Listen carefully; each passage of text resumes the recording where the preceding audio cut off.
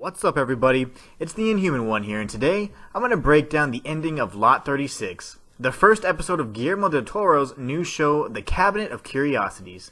If you're a big fan of sci-fi horror, and specifically of H.P. Lovecraft's works, then be sure to check it out.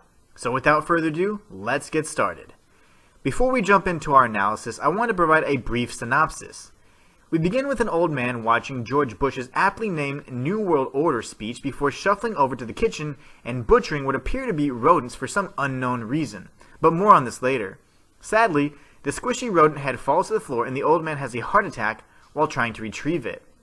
Nick Appleton, a racist retired war veteran, has fallen on tough times financially and buys out storage units to sell their contents for profit.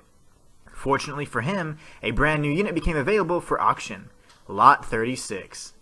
Nick wins the auction and obtains the keys, but not before witnessing some strange surveillance footage of the old man visiting Lot 36 in the middle of the night with a full satchel, but most unsettling of all is how the old man hops 3 times before approaching the lot, and 3 times on his way out with a newly emptied satchel in hand.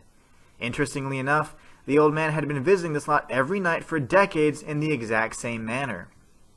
Eager to sift through the contents of Lot 36, Nick Appleton prepared his cart and headed over to loot the storage unit, but not before he was confronted by Amelia, a Hispanic woman who had wrongfully lost a unit that Appleton had bought out. After turning a deaf ear to multiple pleas from Amelia, Nick insults her and heads over to Lot 36, where he finds a number of disturbing paraphernalia, including some old war photos proving his Nazi affiliation, a collection of human hair, a seance table, and a candelabra. As Nick gets these bizarre items appraised, they find a secret compartment within the seance table where 3 incredibly rare and valuable books were hidden. An expert on demonology and the occult makes reference of a 4th book that completed the set and could increase Nick's loot haul from several $1,000s to $300K. With his eyes on the prize, he raced over to Lot 36 with the demonologist and they scoured the unit. Nick eventually discovered a secret door that led to a missing woman who had been sacrificed to serve as the vessel for a vicious demon. Sadly, the old man had chosen his sister Dottie as the vessel and she had been bound to the circle for decades. As the demon inside her fed off the dead rodents he would bring each night. As Nick made his way towards the coveted 4th book, he disturbed the circle and released the demon in the process. After attempting escape, he comes to a locked door with Amelia on the other side. In his desperation, he pleads for her to help him and open the door, but she returns his previous gesture and Nick is consumed in the process. So moral of the story is, don't be a racist, don't be greedy, don't dabble in the occult, and most importantly, subscribe if you're enjoying the video. So now that we got that out of the way, I wanted to show you a few secrets you probably missed. First and foremost, we have the unit number 36, in other words, 3-6, or 3 6s, which is the mark of the beast, a common association with hell, the devil, and bad juju in general. At the opening of the episode, we see the old Nazi watching President Bush's speech, which we mentioned earlier was called the New World Order, a fitting title considering the research into the occult that the Nazis conducted during World War II.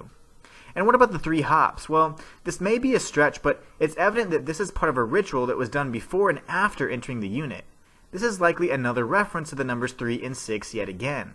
Also, the only other reference I could find regarding 3 hops was a children's song that had to deal with pacifying someone. An odd parallel considering the old man had been keeping the demon alive for some unknown reason as he continued to breach his contract. We also found that the book was still intact.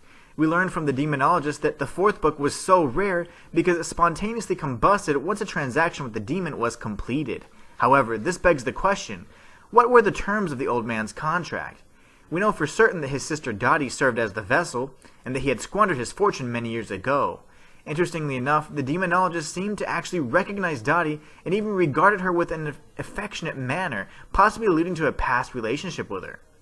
Now, why do you think the old man breached his contract with the demon?